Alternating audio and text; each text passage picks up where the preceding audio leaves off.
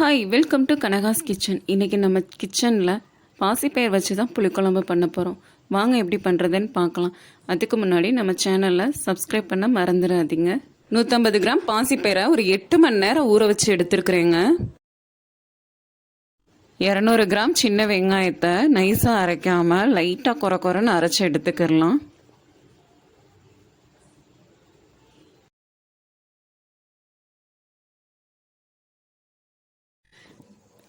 4 spoon அளவுக்கு எண்ணெய் சேர்த்துக்கலாம்.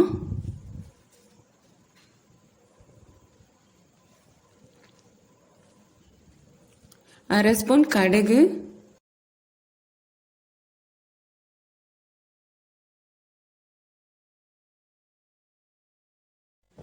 கொஞ்சமா கருவேப்பிலை சேர்த்துக்கலாம்.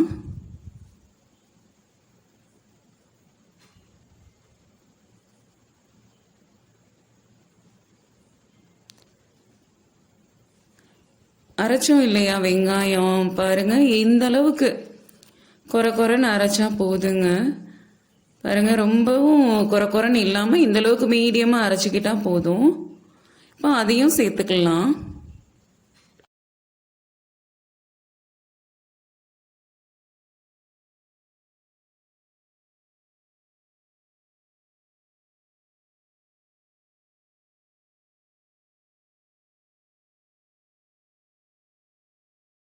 இப்போ இதை நல்லா வதக்கி விட்டுக்கலாங்க.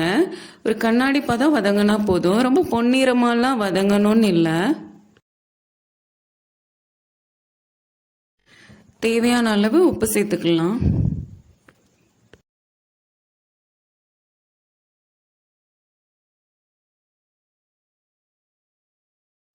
இப்போ நல்லா பூண்டு சேர்த்ததுக்கப்புறம் நல்லா வதக்கி விட்டுக்கிடலாம். பூண்டும் வெங்காயமும் நல்லா ஒன்று போல் நல்லா வெந்திருக்கணுங்க. இந்த மாதிரி இந்த அளவுக்கு வெந்தால் போதும். பாருங்கள் இப்போ நல்லா வதங்கிடுச்சு. இப்போ ஒரு மீடியம் சைஸ் தக்காளியை 2 தக்காளியை இந்த மாதிரி சின்னதாக கட் பண்ணியிருக்கேன், அதையும் சேர்த்துக்கரலாம்.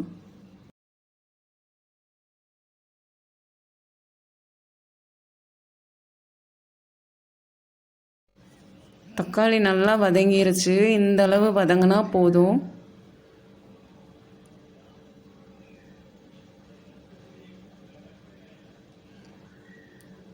குழம்பு மசாலா சேர்த்துக்கரலாங்க. ஒரு 3 ஸ்பூன் நான் சேர்த்துக்கிறேன்.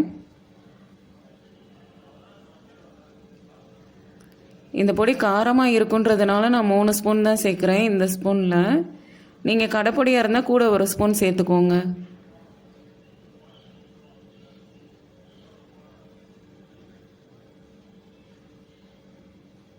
அரை ஸ்பூன் மிளகாய்த்தூள்,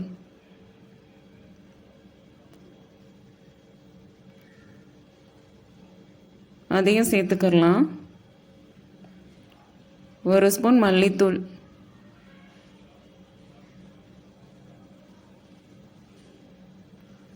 அவ்வளோதாங்க. இப்போ மசாலாவை நல்லா வதக்கி விட்டுக்கரலாம்.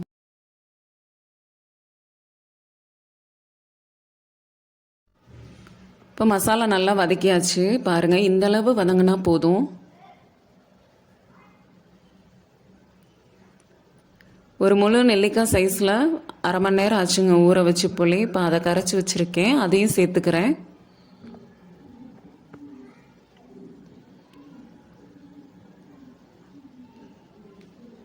இப்போ நல்லா கிளறி விட்டுட்டு தண்ணி சேர்த்துக்கரலாம். இந்த குழம்பு பொறுத்த வரைக்கும் கொஞ்சம் தண்ணியாக தாங்க வைக்கணும். நேரம் ஆக ஆக திக்காயிடும். அதனால் கொஞ்சம் தண்ணி நிறையாவே சேர்த்துக்கரலாம். ஒரு 5லேருந்து 6 பேர் அளவு சாப்பிட்ற அளவுக்கு தண்ணி சேர்த்துக்கரலாம்.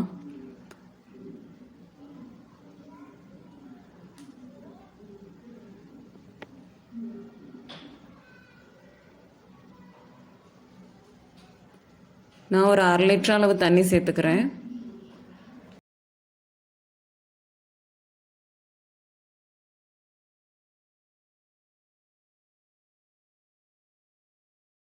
இப்போ கொஞ்சமாக உப்பு சேர்த்துக்கிறலாங்க.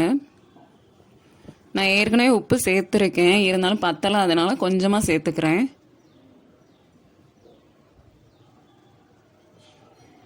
இப்போ அடுப்பை நல்லா ஹையில் வச்சுட்டு நல்லா கொதிக்கவும் ஃபுல் சிம்மில் விட்டுறலாம்.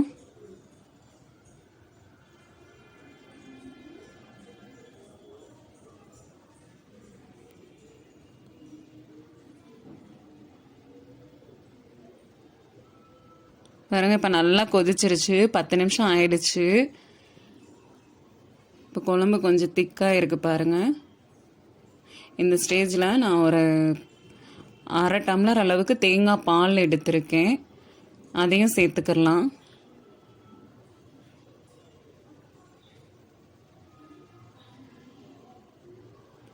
நான் இந்த அளவு தாங்க தேங்காய் எடுத்திருக்கேன், அதனால் தேங்காய் சில்லு நான் இந்த அளவுக்கு தான் எடுத்திருக்கேன். அதை வலுவலுன்னு அரைச்சி ஒரு 1/2 டம்ளர் தண்ணி ஊற்றி தேங்காய் பால் திக்காக எடுத்திருக்கேன்.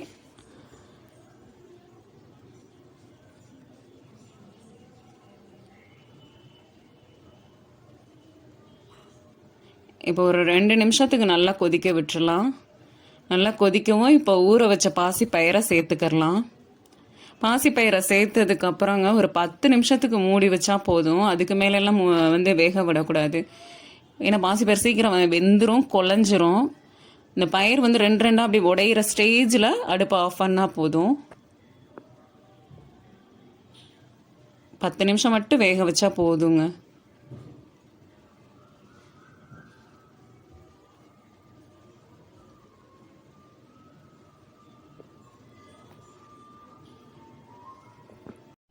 இப்போ தட்டு போட்டு மூடிடலாம். 10 நிமிஷம் அப்படியே இருக்கட்டுங்க. அடுப்பும் ஃபுல் சிம்லேயே இருக்கட்டும். இப்போ திறந்து பார்த்துக்கலாம்.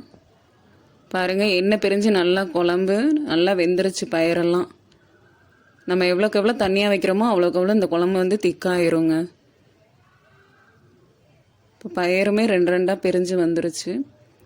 சும்மா லைட்டாக பிரிஞ்சிருந்தாலே போதும், ரொம்ப எல்லாம் வேக வச்சோன்னா மாவாக ஆகிடும். அதனால் இந்தளவு வந்தால் போதும். பாருங்கள், பயிர் இந்தளவுக்கு வெந்திருந்தால் போதும். இந்த வீடியோ பிடிச்சதுன்னா சப்ஸ்கிரைப் பண்ணுங்கள், லைக் பண்ணுங்கள், ஷேர் பண்ணுங்கள்.